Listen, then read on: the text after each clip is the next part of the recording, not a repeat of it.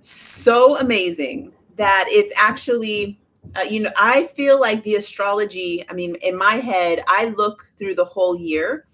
And then as things are happening, as we go through certain timings, I see them like initiation points, and everything is always building. It's always building. So it's like if we're like in our life in a story, and there is a storyline, like if any of you are old enough to remember these books where we would, I think it was called the Choose Your Adventure book. So in a Choose Your Adventure book, there's like there's a theme, there's an overall storyline that's happening. And at every juncture, you get to make a choice, and that choice point will take you to one of infinite possibilities. And we just keep doing that. So for me, the astrological timings are a lot like that. So this new moon, let's see, I might have to just adjust my light. Okay, there we go. You can see here Mercury, Moon, Sun, Chiron. And those are all very tightly what you would call a stellium. A stellium is 3 or more planets grouped together within 2 to 3 degrees. You would call that a stellium. And then you will read that slightly differently. Like the sun and moon together are slightly different than just the sun or just the moon. And you bring Mercury into that grouping of planets. Now, Mercury has a completely different vibe than it would if it were standing by itself. So I always like to start the new moon reading by just getting really clear on what this moon cycle is. So in female bodies, the new moon is like the menstruation. It's where we have our period. It's where the blood comes out. So that is 0. That's day 0. And in many ancient cultures, day 0 of the moon cycle is the most magical time of the entire moon cycle. We got to talk, Danielle. We're going to talk. So I'm like, ooh, what's going on in your life? What's going on in everyone's lives? It's like such a potent timing because we do have, let me just stick with what I'm talking about.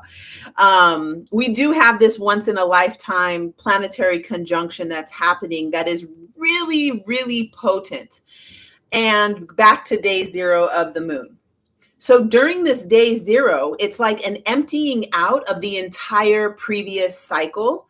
And during that emptiness, this is where we make space for something new to be planted, something new to be received, something new to be unexpectedly realized.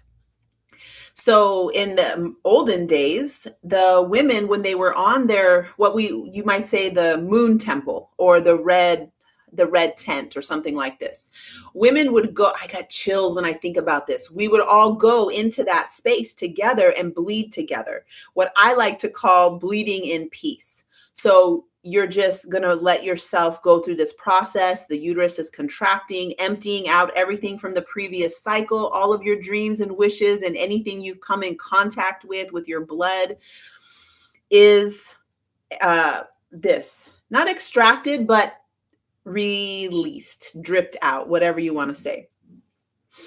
And in that space, we are able to receive new visions. We're able to, anytime you empty a space, you are opening up to receiving something new. And there may just be a moment of needing to be in an empty or having an empty space that you don't need to suddenly like, what am I going to fill this space with? So new moon in general is going to be a time for clearing, for emptying, for making space. Now, because this is the first lunation cycle of the year, because we start our year when the sun reaches the portal of the east. Sun reaching the portal of the east is spring equinox. This is beginning. This is the start. Aries is that headstrong, motivated. Let's go like this. Aries, fire in the form of the creative spark. So this is where you just take something and rub them together and get that initial spark. It's very headstrong. It is very sparky and motivated and it's a quick energy. Aries, cardinal direction of east. It's the initiation of protection. It's the initiation of war. I don't mean war in the sense of like, let's have a war, but it's the initiation of stating the boundaries and being ready to protect those boundaries. So this is a very new, like we're releasing Pisces when we have that Pisces lunation, which is ending right now. Really, that Pisces lunation, this is when we have Shivaratri, which is the night of Shiva. That's the Pisces new moon. During that lunation that we're ending right now, this is the most mysterious, the most the visionary, the dreamer. This is where we've really culminated every aspect of the zodiacal wisdom. And we've, what Pisces does is like takes the ocean and sees it as mist. It takes, Pisces is water in the form of mist. So it is that it's mystical. It's very dispersed, the most dispersed of all the zodiac signs. So as that lunation is ending, we've had this broad perspective, this universal love and compassion and empathy. We've dissolved our ego identity into this state of oneness. And now from that, we clear and release everything from that Pisces lunation, and we come in like this spark of motivation, of desire for life, that feeling when you watch the first rays of sun peek over the horizon. This is Aries lunation cycle. So coming into that, now, what I really want to overemphasize is that Chiron is at 12 degrees of Aries, and the sun and moon are at 11 degrees of Aries. So this is a really, really close conjunction. So Chiron, which is most famously known as being the wounded healer, but Chiron is the master of what it takes to be in your body. Chiron was a mentor, a prophet, astrologer, musician. He taught the art of war, the art of healing, the arts of music. So Chiron was this really well-rounded, and in us, it is the part of us that wants to become an expert at life.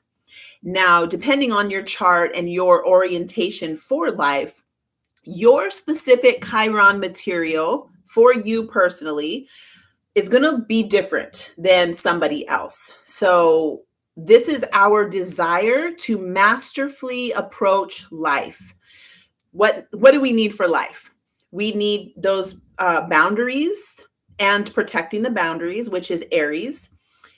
We need comfort and pleasure, which is Taurus. We need information and technology and communication, which is going to be Gemini. So, you go through all of these signs, all of these 12 houses, and to master each one of these areas of life, this is Chiron.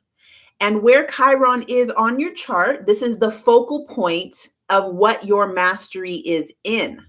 And to become a master of something, we have to, I'm so like trepidatious or reluctant to use have to. I'm going to use it anyway. But just know, do we have to? I'm not sure. To become a master of something, we have to experience the opposite of it. So if I'm learning to be a master of the Venusian things and intimacy and sexuality and the embodiment of, what does it take to have a body? If I'm here to master those things, I have to know the opposite. I need to know the lack and the suffering and pain around that topic.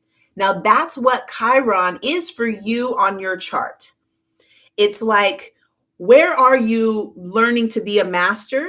And what is it that you're going to need to feel the opposite of that material?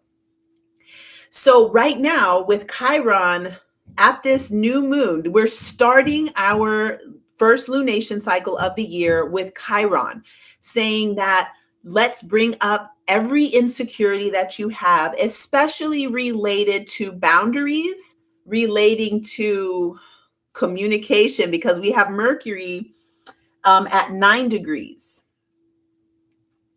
We have Mercury at 9 degrees. So this means that Mercury is also in the end of the Mercury cycle, going into the sun to be alchemized. This is called Mercury in the underworld. Mercury will not be visible in the morning sky. Mercury will disappear until rising in the evening sky. So this is an important phase in the Mercury cycle.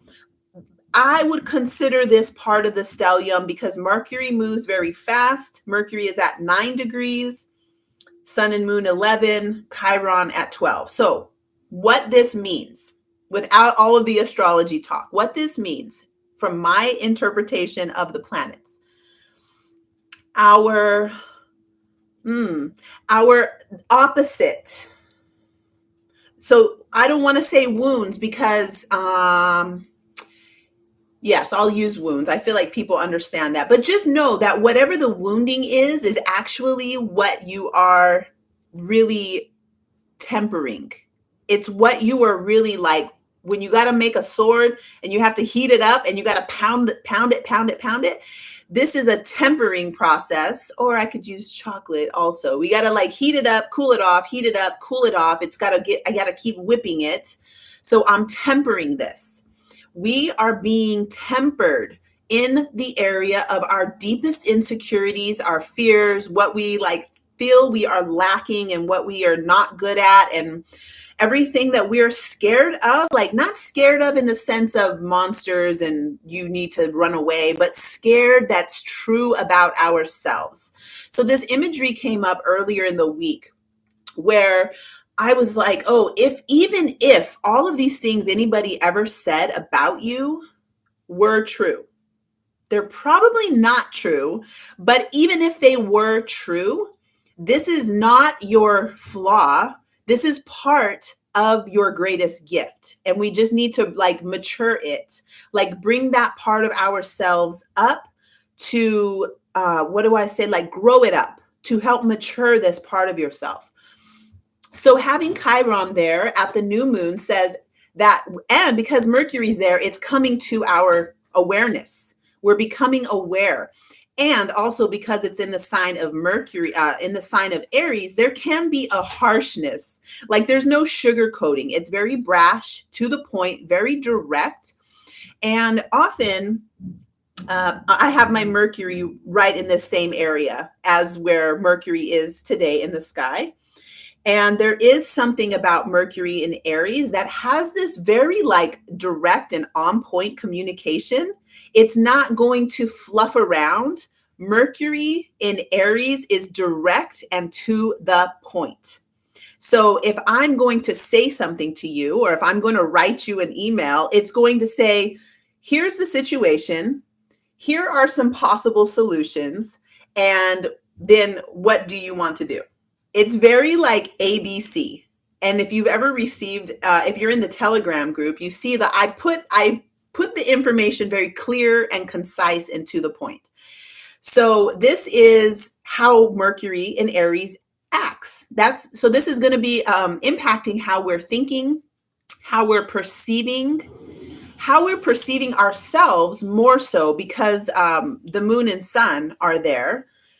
Moon having to do with our inner talk, our self-talk, the dreams that we're having, the flow of our moods, moods, and then the sun being how we project that outward, how we are enacting the temperature or that inner state of our subjective reality. So we all have some kind of a subjective reality, and then the sun is going to be how we enact that and project that out. So something that's been coming up a lot, if you've been on my Telegram group, maybe I didn't talk about it a lot. Maybe I dropped in a piece of nonviolent communication, maybe just one day of it. So I want to just quickly cover this because as the lunation cycle, Moon going through an Aries lunation cycle, starting off with Chiron, our insecurities will be triggered. They probably already really are being triggered. And partially what this is doing is giving us an opportunity to to raise that part of ourselves to its next maturity level, to like grow it up, because Aries is the youthful child. Aries is, in astrology, this is the first sign of the zodiac. So it is more athletic and playful and, climbing around on rocks and just very fit and athletic. And that's the archetype of Aries. But this is where we also feel very fit and athletic, and we have more of that spark of inspiration to go out there and do things. So as you're moving through this cycle, I cannot recommend enough understanding the premise of the nonviolent communication. What do you say? Call it the theory.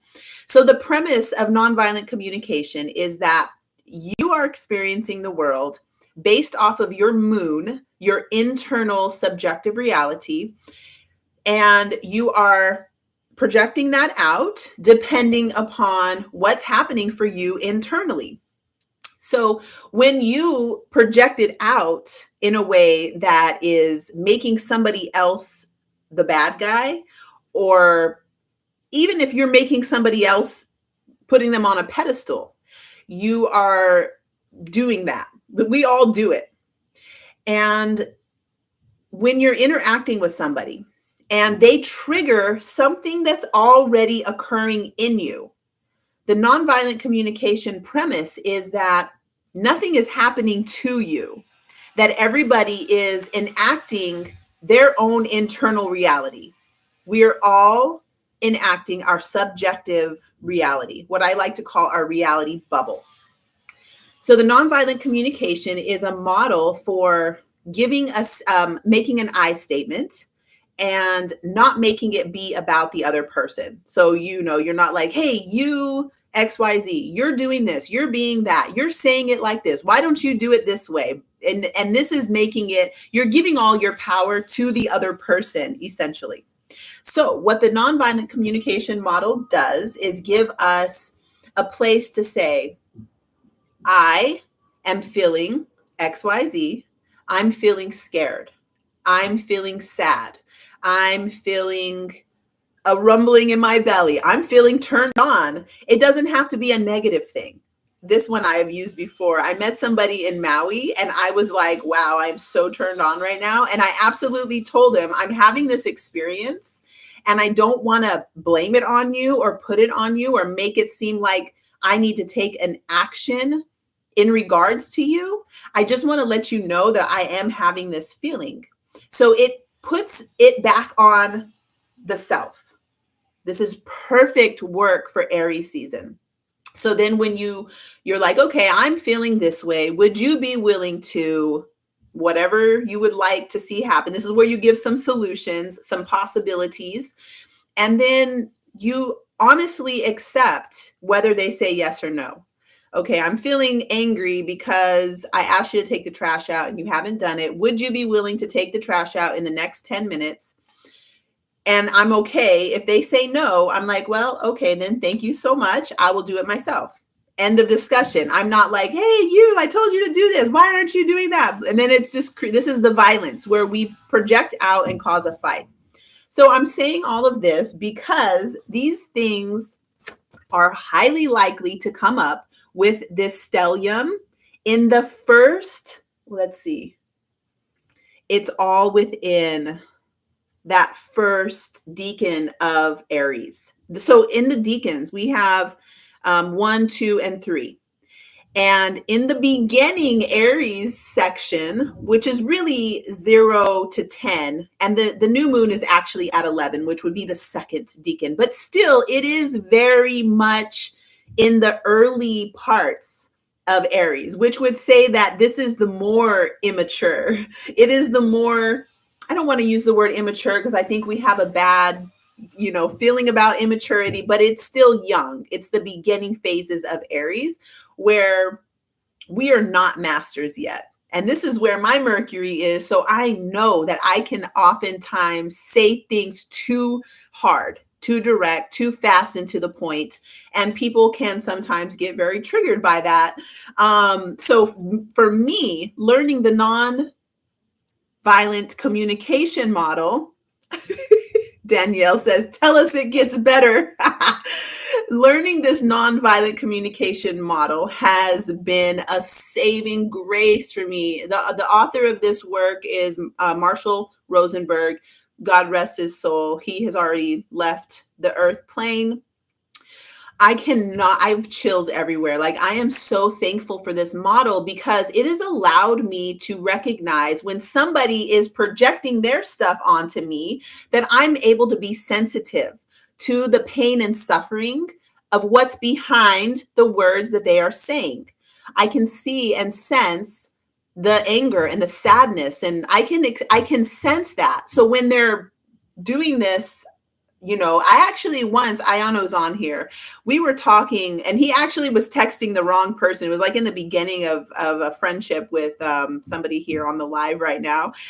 And he was like, oh, it's always about a competition. He started texting this mean stuff, like just not mean, but like assertive things at me. And I was like, oh, is this a moment where you need to like project that onto me? Okay, I can do that. Like, I can listen, but he was like, oh, sorry, that wasn't to you. So, I'm sensitive to when somebody's doing it and I don't take it personal.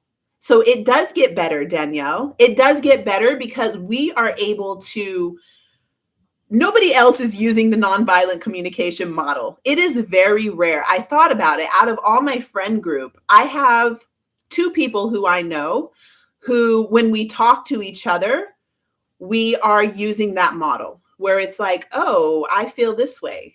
And I'm like, oh, it's a call to greater intimacy to find out how someone feels and to connect on that. So this will be coming up a lot during this Aries lunation cycle. So another thing I want to mention is that we are super close to this once in a lifetime. I've been talking about this a lot, and we're going to do a ritual on this day on April 12th. Jupiter and Neptune are making their once in a lifetime conjunction in the sign of Pisces. So this is a huge soul wash. It's like we're running ourselves through a car wash, but like for our soul, for our spiritual body, for our whole energetic field. And when you get a soul wash like this, I'm not speaking from experience because the last time this happened was 166 years ago in the year 1856. Google what happened in 1856, and you will get a good sense of what it is that energetically we are going through. One thing that stands out is this is when the blues came out. So if you think about the blues, it's a very guttural bringing up all these emotions and all this music that has a kind of frequency of allowing the light and the dark. It's a movement of the polarities of light and dark, which I feel that Neptune is the God in us. Neptune is our God consciousness. It is the part of us that knows non-duality. And then Jupiter is our like the part of us that is already enlightened. I like to call it like this. It's like the part of us that is already knows everything's okay. Neptune is the part of us that has a complete acceptance of the worst possible things that we can conceive of and the best possible things. And you would be surprised how many people are not able to accept really beautiful things. Like in people's bodies, there is like undigested bliss, undigested moments of complete overwhelming joy that, like you come home and you just got the most amazing thing happen to you, but the people at home are depressed or bummed out, and you come and you're like, oh my God, I just got blah, blah, blah, I just met this person. And you're like super happy. And then you got to put a plug on it to like come down to the level of the people around you. So within our physical bodies, there is undigested joy. So Neptune and Jupiter coming together is like bringing all of that up, but like in a washing kind of a way. Washing it almost reminds me of when you take antibiotics, and that the antibiotics kill the bad bacteria and the good bacteria. So we have that. This is getting stronger and stronger every day as we come up to April 12th. All right. So, another thing. So while the new moon, I've already given you enough information about the lunation cycle, which is a big one. That's already a lot to work with. On the side of this is something that's been ongoing. Venus and Saturn made their conjunction on March 28th. Venus and Saturn making their conjunction brings us to a place of contracts around our relationships. Juno was also involved in that. Juno has to do with our relationships that involved shared resources, marriages, business contracts, business relationships. Take out the contract, business relationships, marriages, anything that is involving a shared resource. So,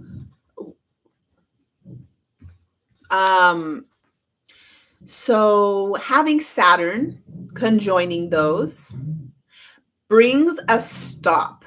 It makes some sort of because it contracts. It brings limitation. In that limitation, you can think about like if you get locked in a room with a person, that something will happen.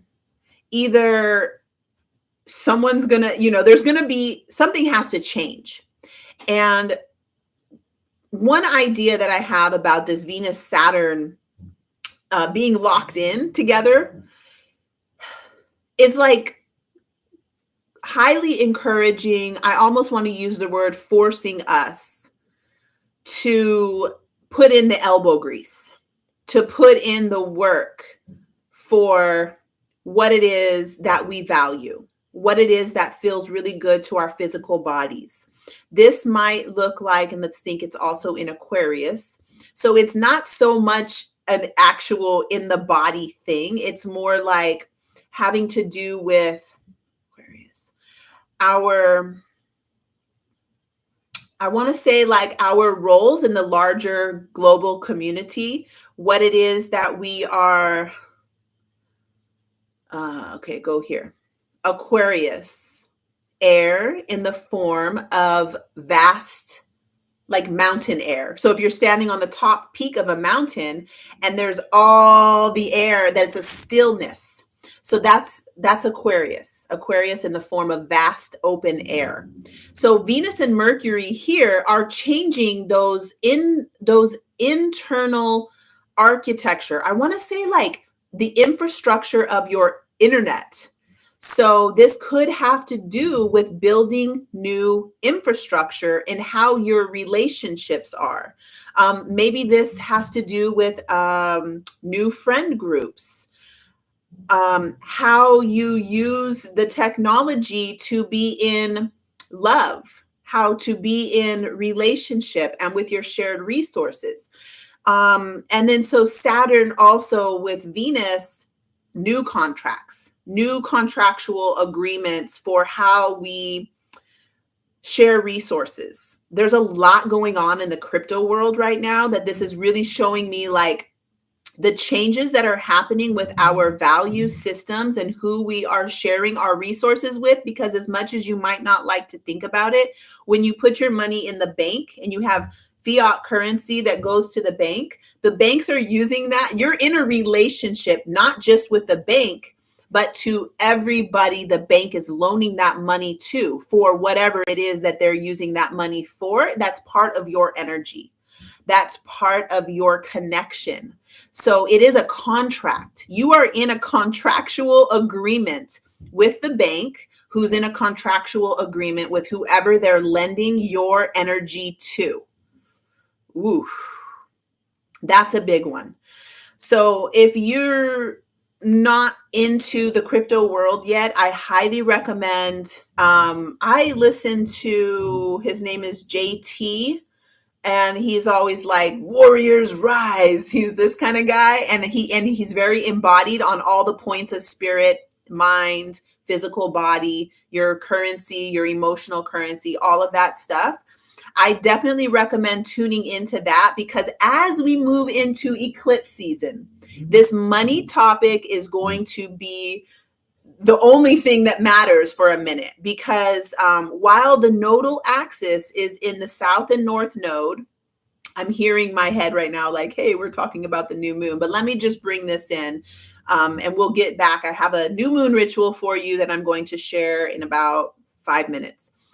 So the south node being in Scorpio for this 18-month period that our nodal axis is in the Scorpio Taurus axis, has a lot to do with our wealth, how our emotional currency, Scorpio South Node, is part of our stability, part of the fruits of our labor, which is the North Node in Taurus, part of how we have comfort and pleasure in our lives. What we would do for money and what we would do for pleasure and comfort, all of those conversations are up for us collectively, not just in any one country, for all of us. So as we move through the eclipses are happening on the south and north node, which is what I think of like an evolutionary fast pace, moving through like a whole year's worth of material, psychological material, physical material, just whatever type of material that's connected to the topics of wherever the nodal axis is. The eclipses run us through that fast.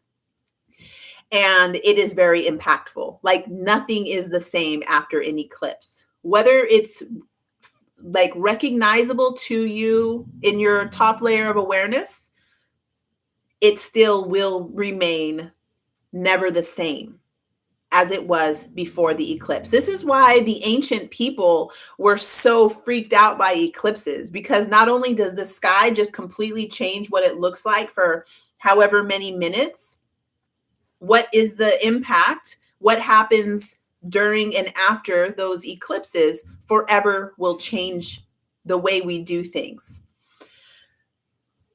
Okay.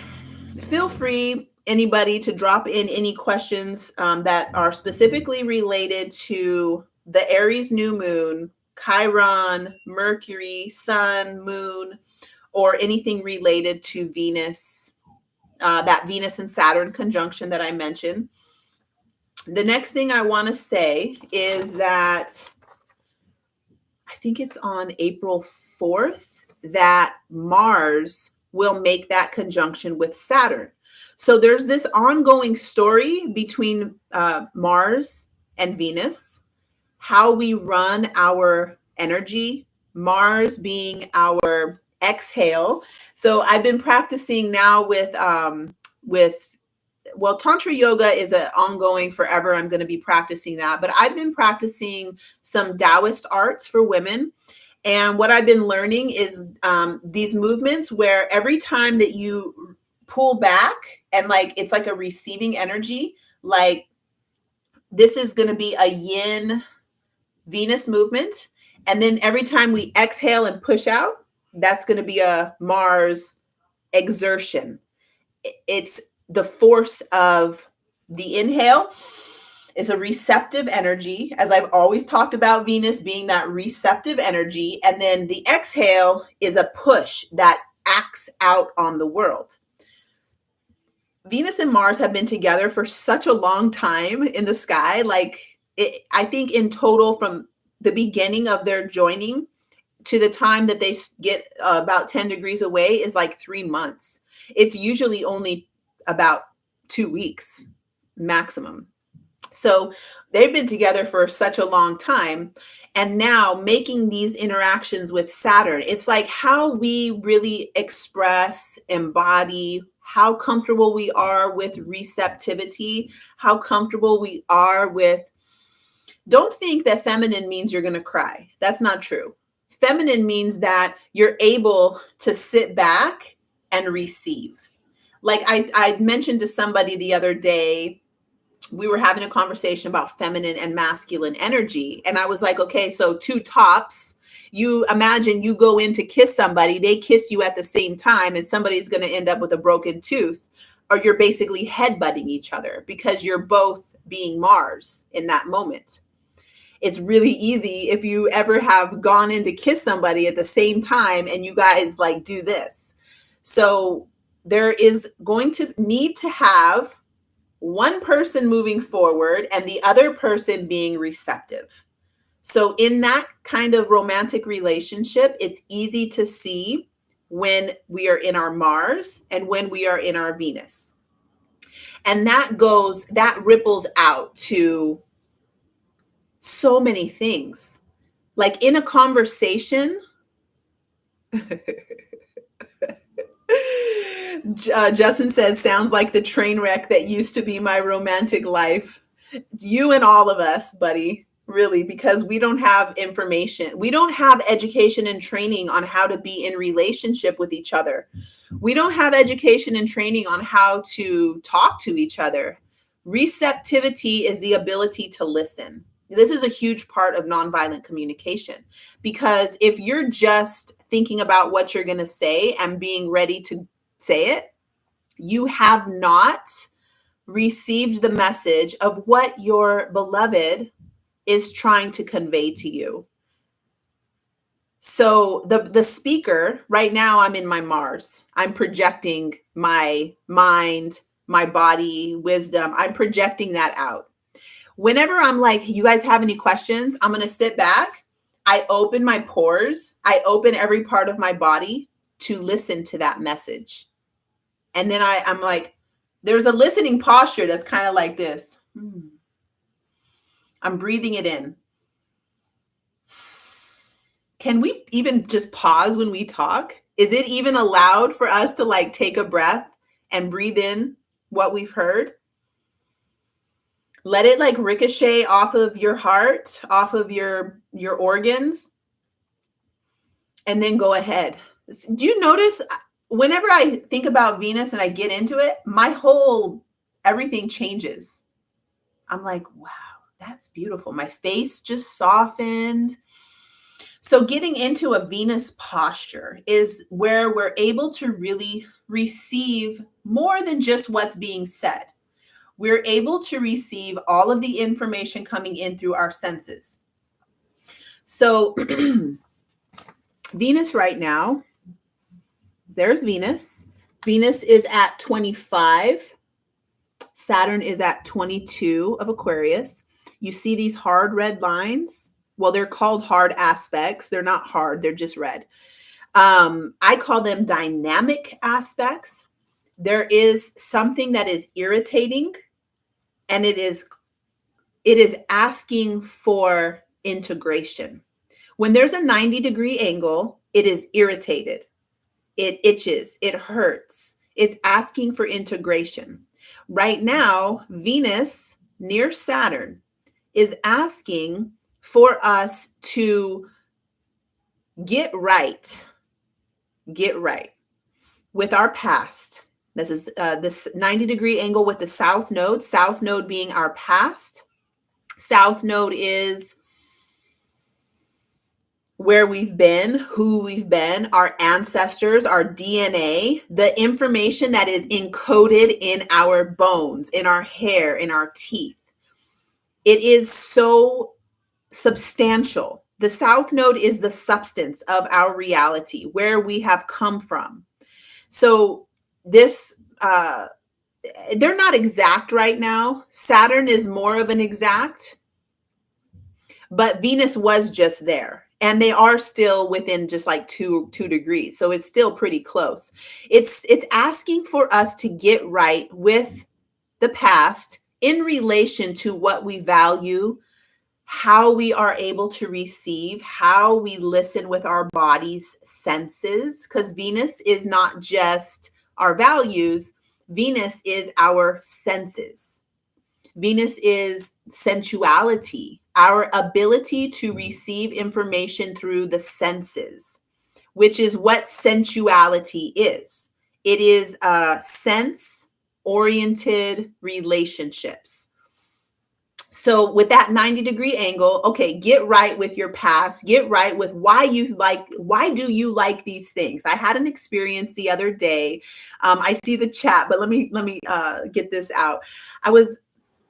I have this thing in my mind where I think that white men don't like me. Therefore, I'm like, I don't like you guys either. Like in the sense, not in the sense of I love you guys. But what I'm saying is like to date somebody. Like I have it in my head that they have never approached me as like, hey, let me get your number. You're cool. I think you're pretty. That never happens to me. And since childhood. So I have it in my head that they don't like me, so I don't like them. Like this is not something that would ever happen. Well, I had an experience. I'm on Venus 90 degrees with the South Node, where somebody approached me at the grocery store, which is my MO. I usually meet guys at the grocery store. And he was like, oh my God, you are so beautiful. And it was like a sincere, like, look at you. You're amazing. I love your hair, your skin tone. He was just like really, and I could sense sincerity in it. It didn't feel like what I would normally have taken as like, you are totally like objectifying me based off of your weird fetish for mixed girls or something like that. But it wasn't like that.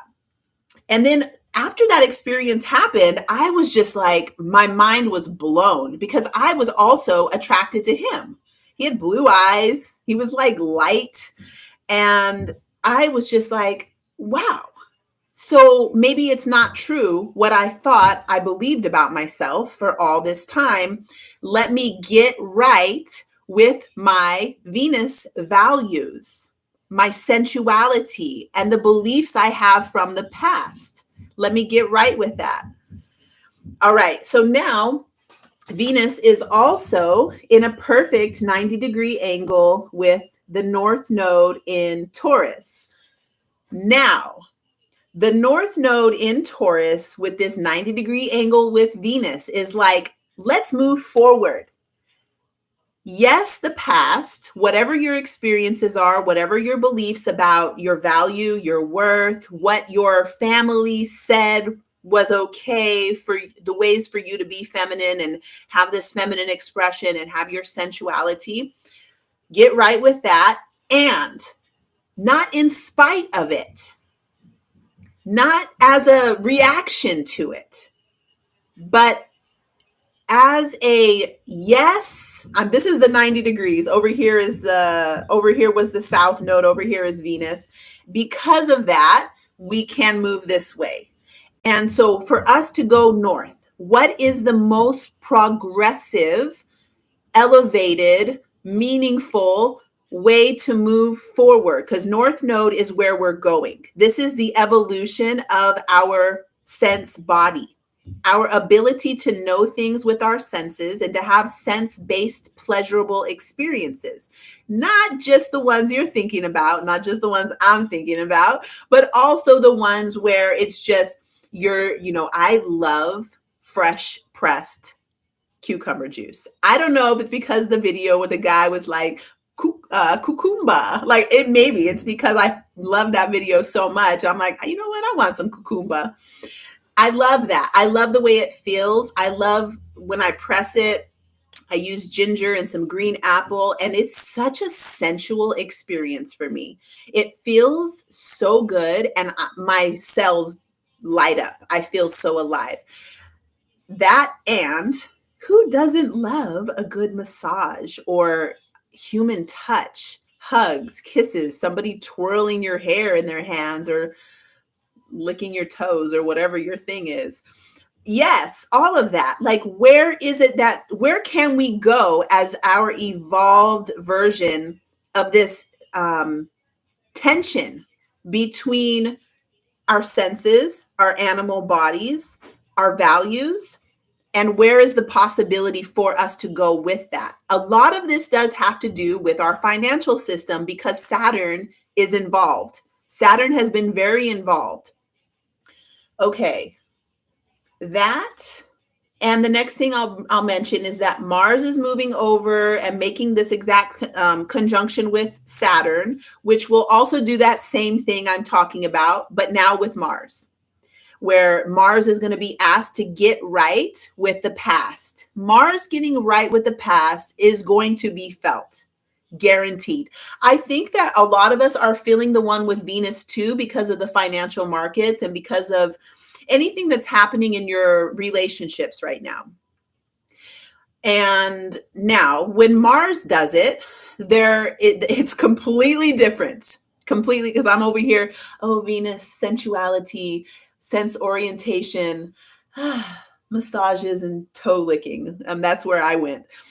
When we bring Mars into it, it has to do with how we assert ourselves, how we stand up for ourselves. Where's your boundary? How do you protect your boundary? Do you feel like you need to pull out your gun, or do you just man up?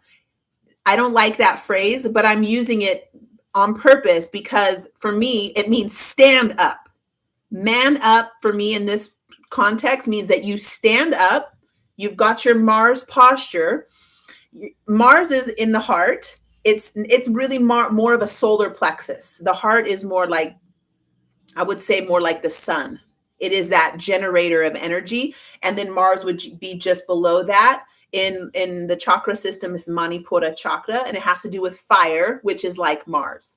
So you bring your Mars posture and you connect your heart to that solar plexus. You connect it down with your instinctual body. You connect it with your brain, and you move forward in a way that is whole and integrated.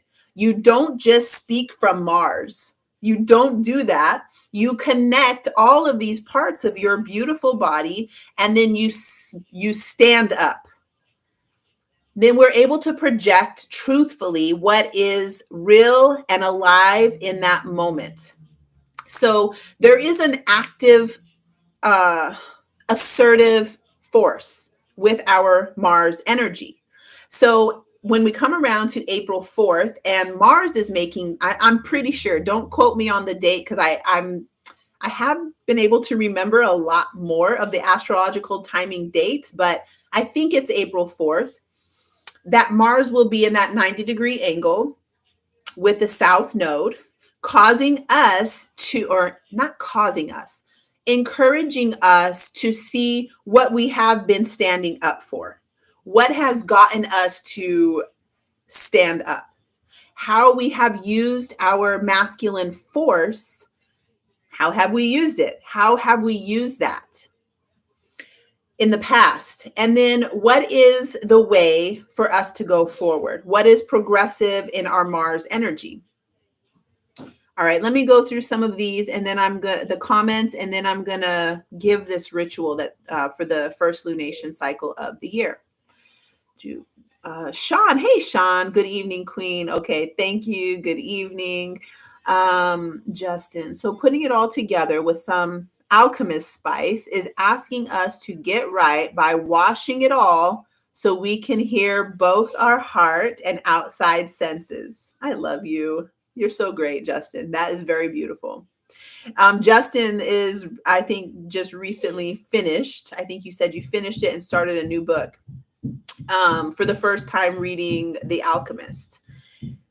That is such a great book. I like The Alchemist during Sagittarius season because it's about like our life purpose and being able to go on the journey, on the quest, and go through all the things we got to go through to find our, what does he call it in that book? He calls it his, gosh, I can't. I read that book or listened to the book so many times. What does he call it? You just finished reading that book too, Danielle? Oh, he calls it his. Ugh, I can't. Personal legend. Fuck. Thank you. Yeah. So for us to be on our personal legend, what is your personal legend? That gives me chills. That kind of has some of this Aries vibe too. You read that during Sagittarius season, and it really hits. Okay. So the ritual.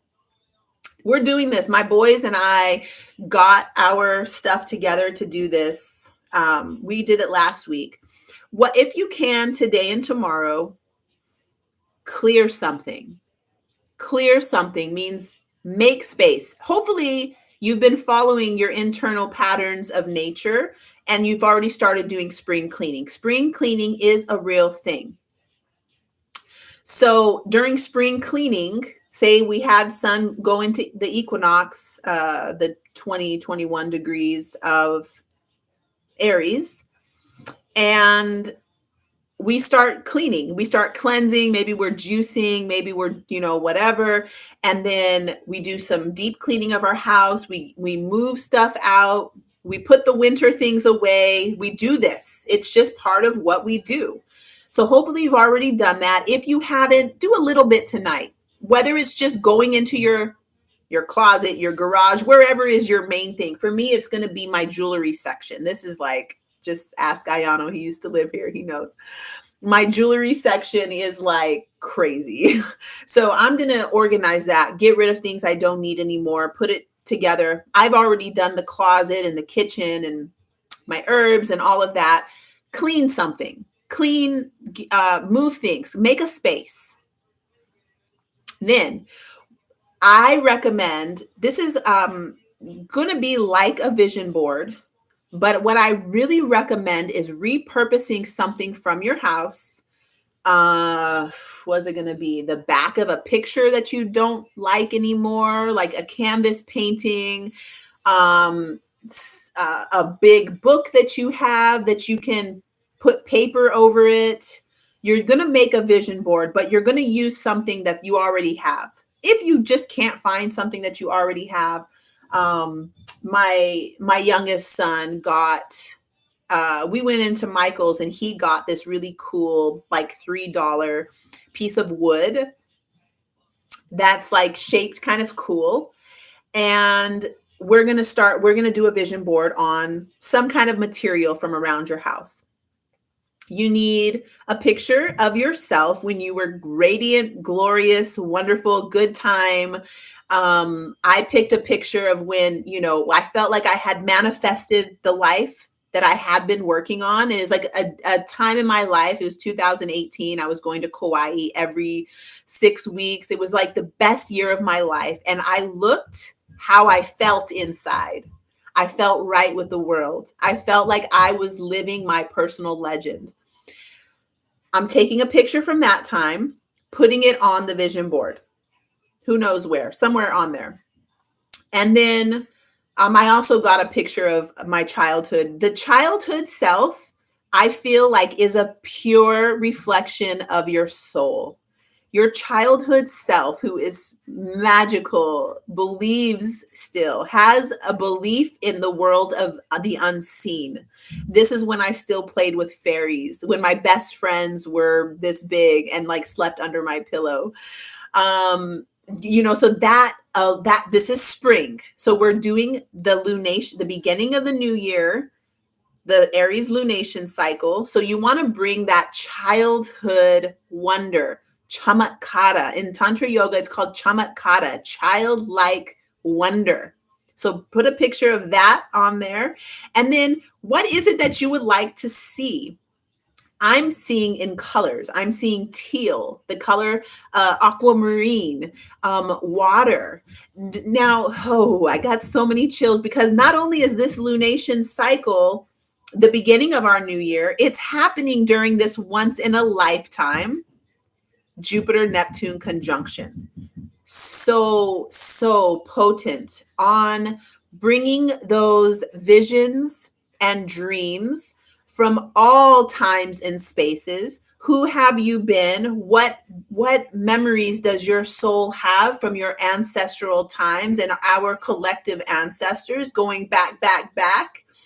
What is it that your spirit knows, encoded wisdom from light, that is that future, which is the north, bringing all of that together into this now moment.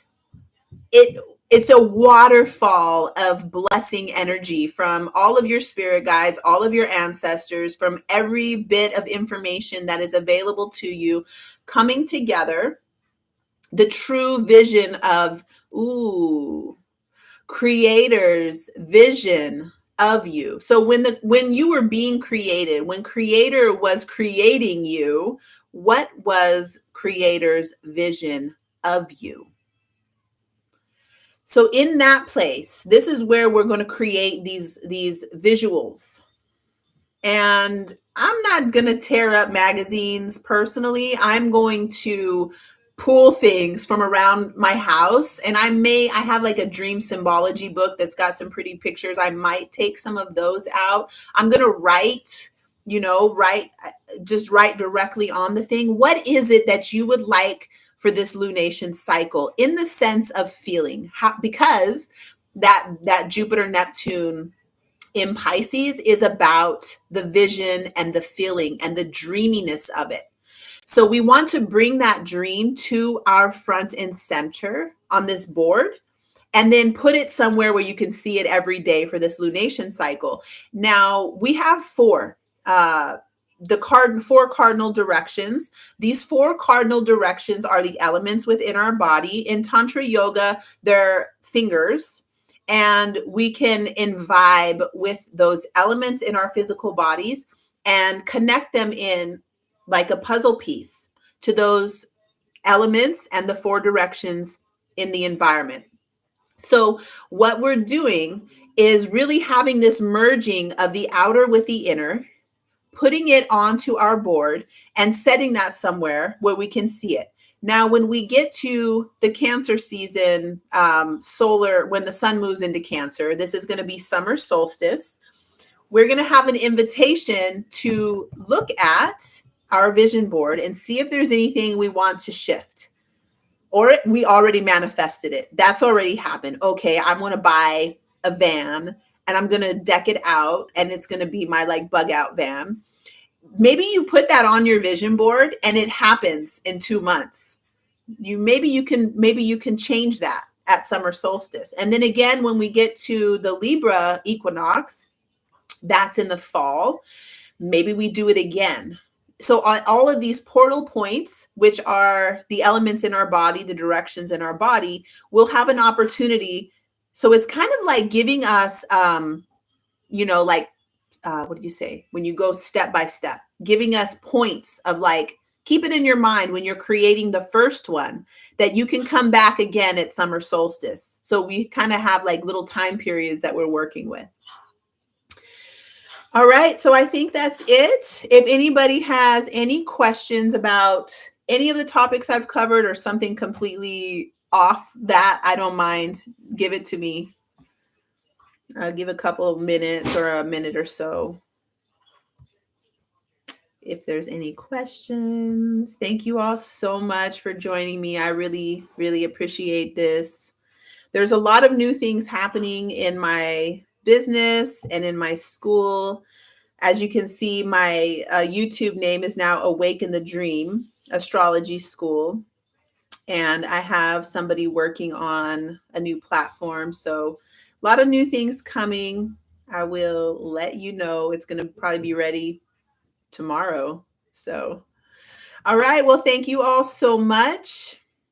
Love and stars to all of you. Let me know what happens in your new moon. Will there be? Absolutely. Yeah, absolutely. I'll send it through the Telegram group so you'll have a copy of this. And yeah, I want to see your vision boards or whatever you want to call that. I'll share mine with you too. I'll get the party started. So, all right, thank you guys so much. I love you and I will see you all soon.